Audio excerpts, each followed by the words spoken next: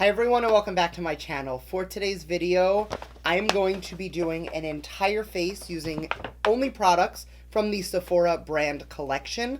I didn't have enough to do a full face, so I did have to pick some stuff up for this video, but for others, I will be dipping into my stash to pull up some items I might have not used in a while. So if that's something you're into, make sure to keep on watching. And please don't forget to subscribe because I do upload 3 times a week. And that is the best way to stay up to date on all the fun stuff I'm posting. Anyway, if you want to see the tea on all that there is to offer from the Sephora brand, keep on watching.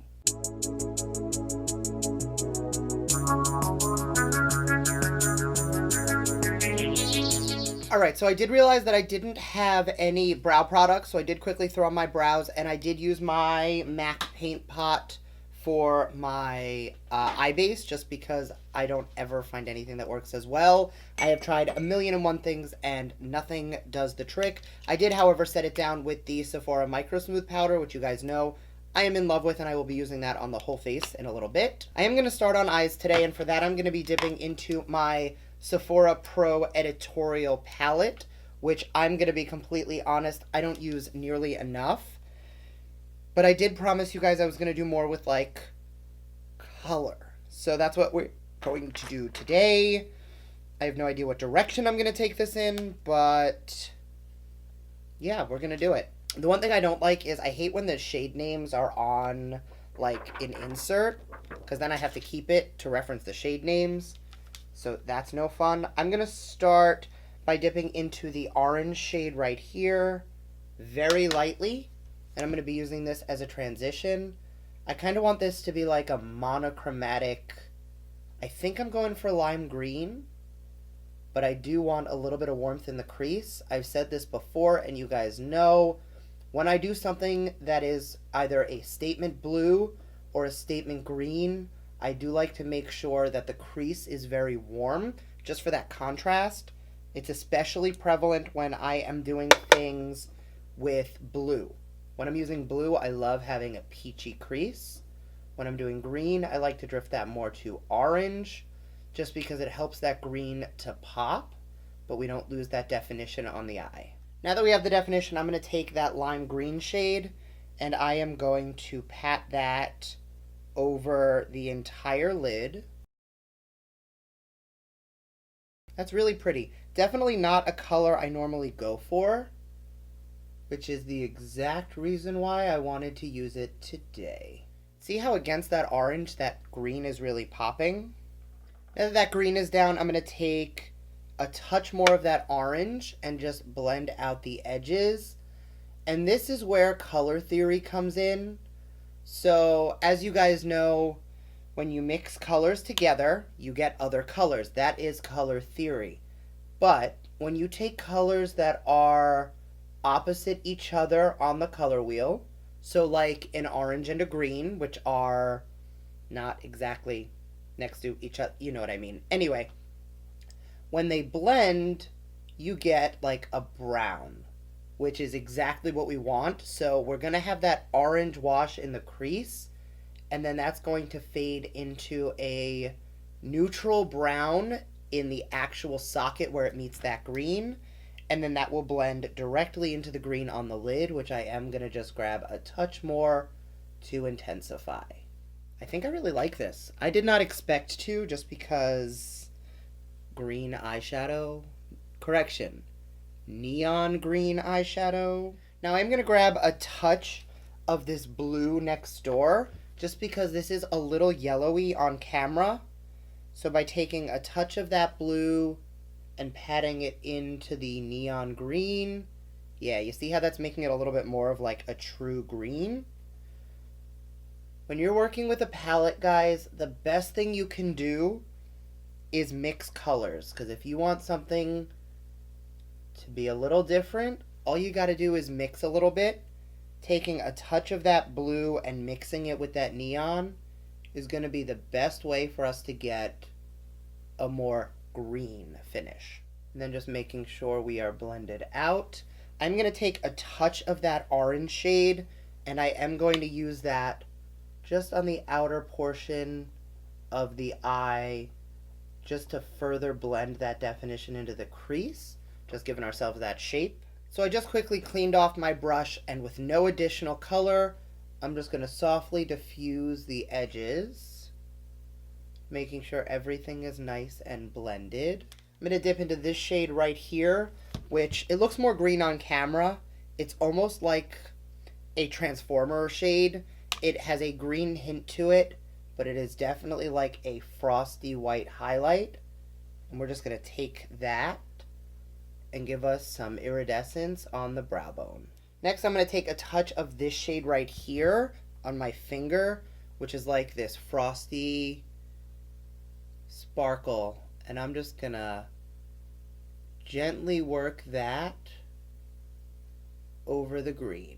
So I really don't like that. So I'm going to take that green again and see if I can't fix that.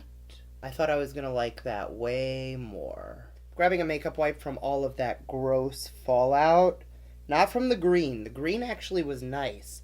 That sparkly white shade, basically the mistake, that is not it. Before we tie up the rest of the eyes, I'm going to throw on the base. So, first, I'm going to use the Beauty Amplifier from, again, everything's from Sephora. This is the Mattifying Gel Primer. The texture reminds me of the Benefit Professional, but less dimethicone-y. I find that this wears a little bit nicer on the skin. It does, however, have a weird, like, cooling effect. And it is a lot more tacky. So you know you're going to get that wear out of your foundation. For foundation and concealer, I'm going to be taking the Sephora Matte Perfection Foundation and the Sephora Make No Mistake Concealer. I'm in the shade 22 and the shade Sesame. And I am going to be using the Matchmaster brush that this foundation was launched with. I will link above. I did a full first impressions with this foundation. It was actually on a lot more than just this foundation. But I did really like the way it wore. My one complaint, I know this looks way too light. I will be fixing it with bronzer, don't worry. But my one complaint is that in this foundation, my options were either to go the right shade with way too yellow of an undertone, or go a little lighter to have it actually be pink. Because for me, that's like the biggest struggle I find when it comes to matching my foundation, is it either, once you hit a certain point in tone, people stop making pink undertones, or they're not like true pink. I have very pink skin. So for me, I need it to be a true pink undertone. So I typically have to go a little lighter with my foundation. I'm sure you guys have noticed. But I just add bronzer and we make it work. It does oxidize slightly as it dries down, so you'll see it's already a little bit better, and that is going to improve slowly but surely.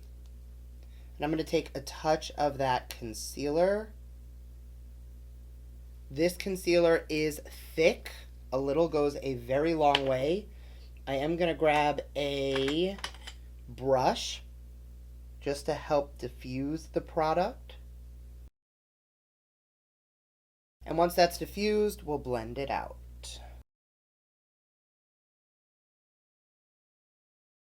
So that concealer is definitely full coverage, but if you don't take too much and you use a sponge, you can sheer it out. I'm going to go back into the Microsmooth powder. This is in the shade 15.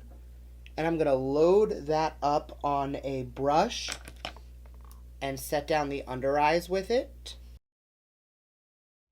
And I'm also going to start by setting down anywhere I put the concealer. Then on a larger fluffy brush, I'm going to take more of this powder and set down everything else. And you see how now we kind of match a little bit better? I told you it would come together. Y'all didn't believe me? Next, I'm going to grab the Beauty Amplifier Set and Refresh Spray. Ooh, that's a nice mist. Okay. We're just going to take down that powderiness so everything can sink into the skin. So at this point, I'm going to finish up the eyes. Basically doing the exact same thing on the bottom we did on top, except in reverse. So I'm going to start by loading my brush up with that green. Then dipping into the orange and focusing that just really on the outermost portion of the eye. Then blending. Next, I'm going to grab this the Frosty Gold shade, which is more of a green gold. And I'm going to take that on the inner corner. All right, I'm going to wrap up the eyes before I wrap up the face. I picked up, it's a mini just because I needed a travel size mascara. I don't need another full size. This is the Sephora Lash Craft Length and Volume Mascara. Claims to be jet black, non-clump, long wearing. The wand is flat on one side, so that's interesting. I forgot to curl my lashes. I'm going to curl my lashes first, and I will be putting on falsies, but I want to see how the mascara works on its own first.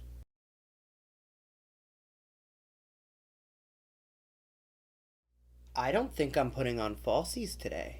Definitely great volume, definitely a black formula. I like it. I originally didn't like the flat brush, and I was about to start complaining about it, but it is letting me really separate my lashes. So I'm getting nice volume, but I'm also getting length. I'm going to go put mascara on this eye, and I'll be right back. All right, so the one negative about the mascara is it does dry very quickly. So my lashes feel a little hard. I don't mind that. But what I do mind is I usually like to do one eye, then the other. I redunk, I do a second coat, and then a first coat on the second coat on the first eye. Anyway, with this, by the time I got to the second eye, there was nothing left on the brush. It was already completely dried over, so it does dry very quickly. Shoot, I totally forgot I picked up some single shadows. They were like buy two, get one free, and they're really pretty, but I really like where I am, so I'm not going to be using it again. I did swatch this one, and it is super metallic, but yeah, unfortunately, not going to use those today, but they are very pretty. Next, the item that got me so excited when I saw this, I had to buy it like on the spot. This is the new Sephora Pro Face Palette. It comes in 3 different shades, a light, a medium, and a deep. Cool. It does have a little like suggested how to use page. Drop that down.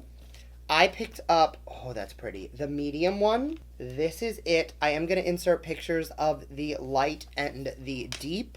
The one issue I had in store, the bronzery contour is a little bit deep for me, and the highlights are a little deep for me. I don't think it's light, medium, deep. I think it really should have been fair, medium, and deep, because someone like me who's in between fair and medium, who is a true light, these blushes are my everything, but I feel like the other shades are just a little bit too deep for me, but we're going to make them work today. Where's my bronzer brush? So grabbing my bronzer brush, I'm going to go into Groundbreaking, which is the bronzer shade. Definitely get quite a bit of product per dip. Ooh, that's really... All right. So the bronzer is, I think, sheer enough that I'm going to be able to get a lot of great use out of it. Sometimes I do this, and I know I'm not alone, where you see a color in the pan. Yeah, that's nice. And because all of the pigment is like, it's in the pan, it looks like it's going to be a whole lot deeper than it is. But, I mean, it's actually the opposite with eyeshadows, where you see it beautiful in the pan and then you shear it out. You go to put it on the eye and it shears out and you don't get the true color. With this, I think it's a good thing because for me, this is actually a really nice bronzer tone. Yeah, that's looking nice on the skin.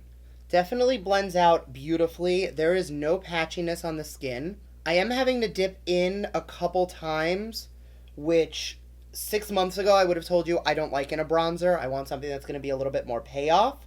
But since I've been playing with the Sunstalker bronzer from Fenty, which is a lot more like this, where it's a little bit sheerer and needs to be built up, I'm now appreciating that more. I don't mind having to build it up because it means it's not going to go overboard. And for people who like to go with more of a subtle bronze, it'll be a little bit more flattering. And as you guys recall, my foundation was a whole lot too light, so I am taking this bronzer into the neck quite a bit just to help marry everything together. All right, for blush today, I have options. I'm going to take Fabulosity right here and mix a touch of Beso, the pink up here. On camera, that's looking like a bright pink. In person, and you'll see when I put up the pictures of the light, medium, deep, it's more of like a salmon-y pink. So I'm going to mix those two together, and we'll add some warmth to the cheeks. I'm going to take a little bit more of Fabulosity to tone that pink down. It's pretty, but with this eye look, no. And because I did go a little heavy, I'm going to take a touch more of that bronzer and just blend that into the blush just to tone it down. Another thing you can do if your blush gets too heavy, take a little bit of whatever face powder you used and just lightly press that over, and that's just going to help soften it a little. Think of it like a filter for your blush. I'm going to take that same bronzer shade, Groundbreaking, and take it down the side of the nose. For a second, I was afraid that that was not going to be a good shade for the nose, but I like it.